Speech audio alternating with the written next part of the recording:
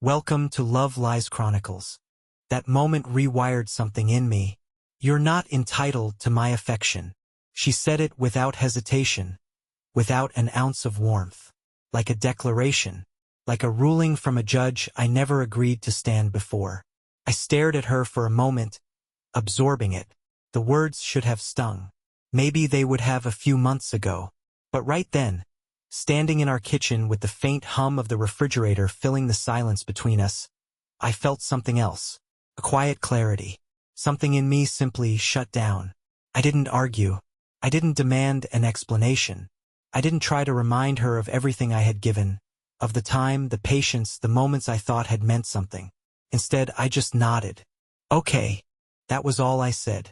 She barely reacted, scrolling through her phone as if I had just informed her the weather looked cloudy tomorrow. That was her first mistake. She expected a fight. She expected hurt. Maybe she even expected me to beg. What she didn't expect was for me to take her words at face value. That night, I stopped telling her goodnight. In the morning, I didn't lean in for a kiss before I left. I didn't ask how she slept. Didn't check in with her throughout the day. Didn't ask about her plans. Didn't wait up for her. Didn't even glance when she walked into the room. She had made her stance clear. And so had I.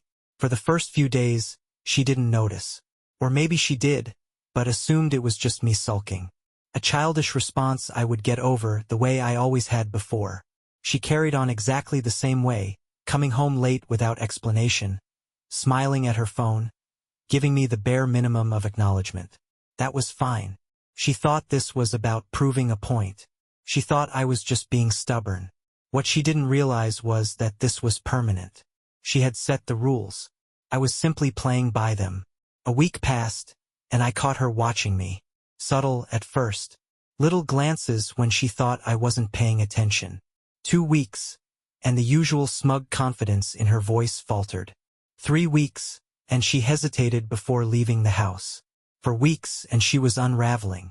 At first, she tried little provocations. She made a point of looking extra nice before going out, lingering in front of me as she adjusted her dress in the mirror. She would mention plans with people she had never introduced me to, gauging my reaction. I gave her nothing. She tried laughter. Bright, exaggerated amusement over her phone, loud enough that I was meant to hear it from across the room. I remained unmoved. She tried conversation. Little things at first. Did you see that thing on the news? Or, I ran into an old friend today. As if she could steer things back to normal without acknowledging the shift. I answered in neutral tones, never giving more than required. By week 5, the anxiety had fully set in. She came home earlier. She made excuses to linger in the same room, hovering as if waiting for me to speak first. One night, she sat beside me on the couch and rested her hand on my knee, a touch that once might have been enough to fix everything. I didn't react. I didn't move away, but I didn't acknowledge it either. After a few minutes, she withdrew her hand. I heard her exhale, sharp and shaky. She got up and left the room. That was the first time she realized something was truly wrong. And I knew in that moment she never expected this. Something had changed. She felt it now. The first few weeks, she had treated my silence like a game. An annoying little tantrum she assumed I'd snap out of. But now there was a crack in her confidence. I saw it in the way she hesitated before speaking.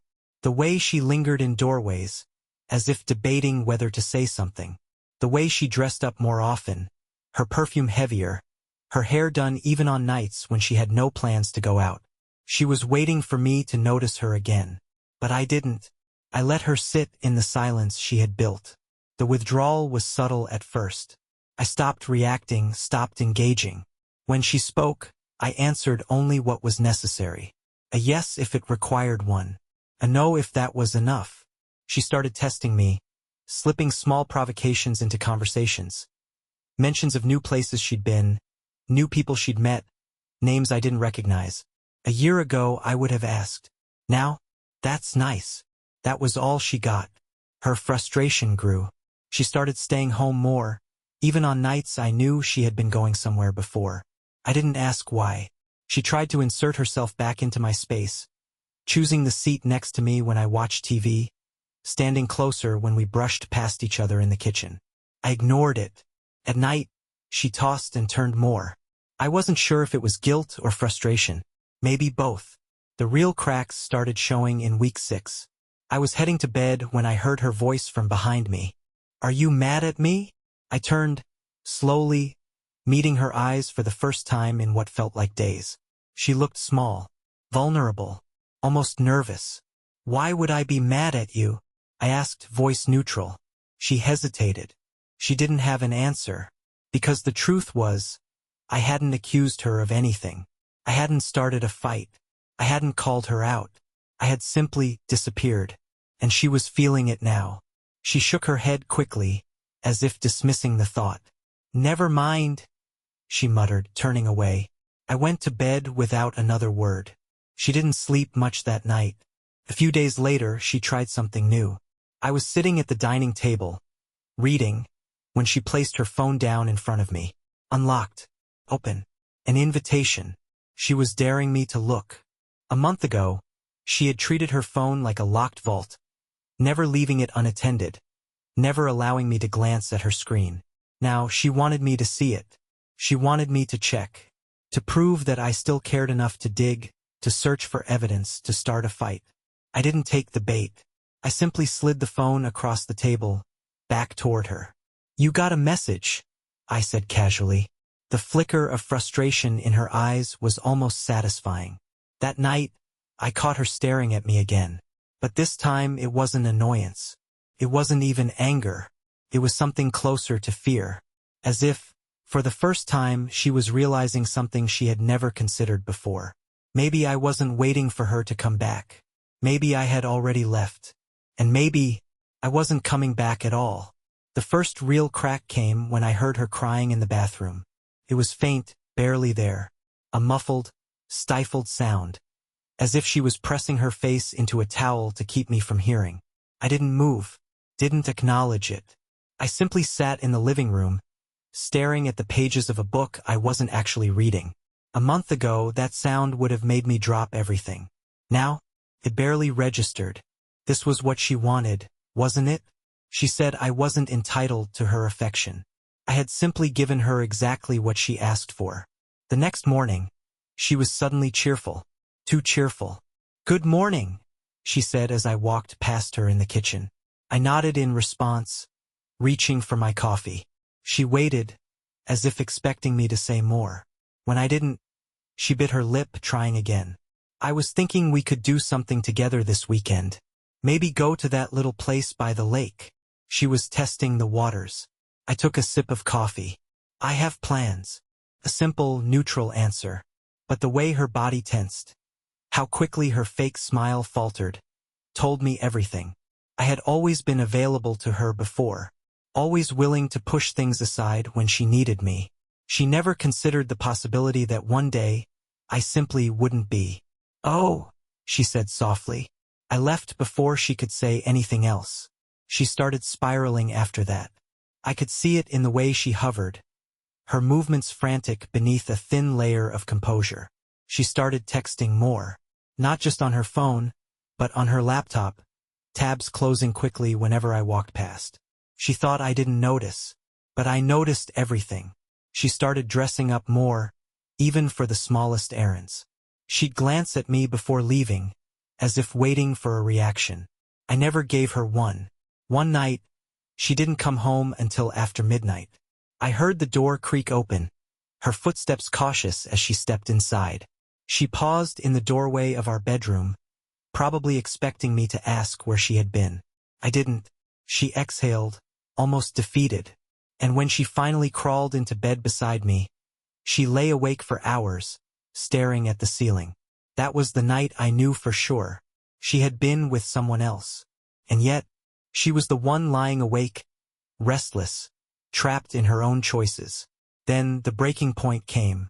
I was sitting at the kitchen counter, finishing my coffee, when she suddenly slammed her phone down in front of me. "Ask me," she snapped. I blinked, looking up at her for the first time in days. "Ask you what?" I said, my voice steady. Her eyes were wild, her breathing uneven.